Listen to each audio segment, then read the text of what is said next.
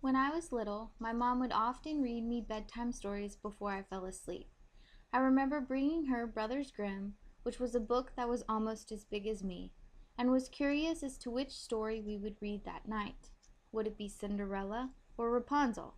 I would simply have to wait and see. However, she picked neither. Instead, she whispered the story of the old man and his grandson into my ears. As I rested my head on my mother's chest, I could hear the rhythmic thud of her heartbeat and feel her body rise and fall with each breath she took. Slowly, my eyes started to feel like molasses, and the once vibrant images on the page started to fade. I would drift off to sleep and dream of a world where anything was possible. I can remember these moments like they were yesterday. The smell of the musty book, the feeling of the silky pages beneath my fingers, and the sound of my mother's voice. Books were the one place I could escape into the story while still feeling attuned to the world around me, as Rickert would say. These were the very reasons I fell in love with reading and continue to dive into these tales even into adulthood. While at the University of Florida, I was pleased to find the English department offered children's literature courses. In one of those classes, I visited the Baldwin collection of historical children's literature and was simply blown away. On my first visit, the grandeur of the building put me in awe.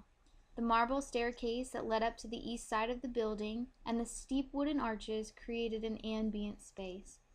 Once inside the library, I was able to see the very first edition of The Wonderful Wizard of Oz, and as you can imagine, I geeked out.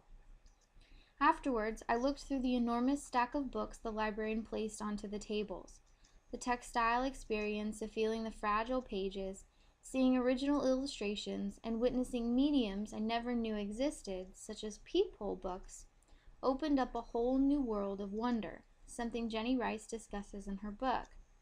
Rice argues teachers of rhetoric can use pedagogies that tacitly endorse ways of relating to the world by helping students imagine themselves as inquirers.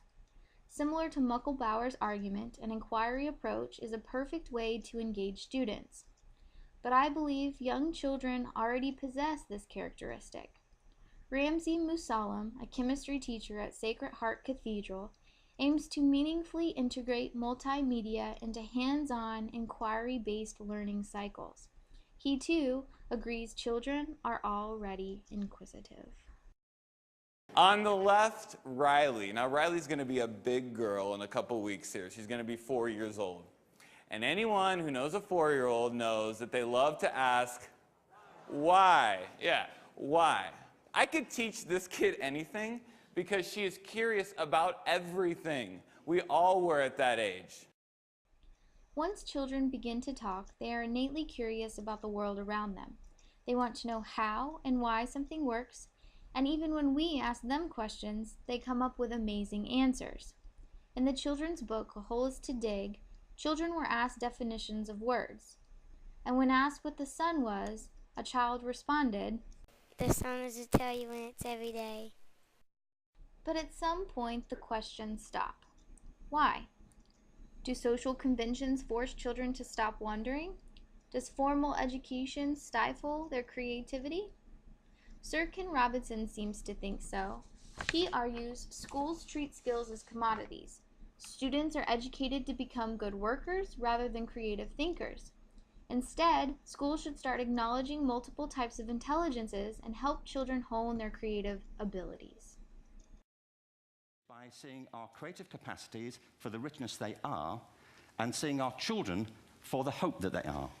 And our task is to educate their whole being so they can face this future. By the way, we may not see this future, but they will. And our job is to help them make something of it. Thank you very much. But can we teach creativity? I would argue not. However, we can provide a space for children to begin exploring their interests. For Jeff Rice, spaces make up a variety of experiences, including feelings, memories, and dreams. In this space, children can navigate the networks that would allow for a better understanding of their world. Human beings are innately creative. It's a natural impulse. From the moment we learn how to speak, we learn how to create. We do our best work not when we work alone, but when we work together. Children can create connections among their experiences, and as Latour would say, begin composing from disjointed pieces. Our hope is to encourage students to care about the type of writing Vitanza proposes and recognize the inventive possibilities Rickert suggests. We have to be cultivators of curiosity, but we need to remember the work does not stop there. Both Rices were adamant resolution is not the final step in the process. Instead, networking invites further mutual exploration.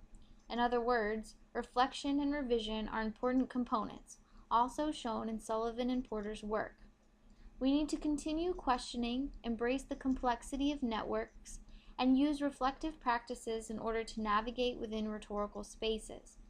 However, just as Diane Davis said her work in Inessential Solidarity was experimental, the rhetorical goal of inquiry is too. As a result, we might ask ourselves, how do we get children to maintain their curiosity into adulthood? Well, first we have to get children to care, and I would argue children's literature can do just that. In the Nutshell Library, Maurice Sendak writes Pierre, a cautionary tale. The moral of Pierre is to care. Therefore, I will leave you with my definition of rhetoric. As Rice quotes from Farrell, rhetoric is the art, the fine and useful art, of making things matter.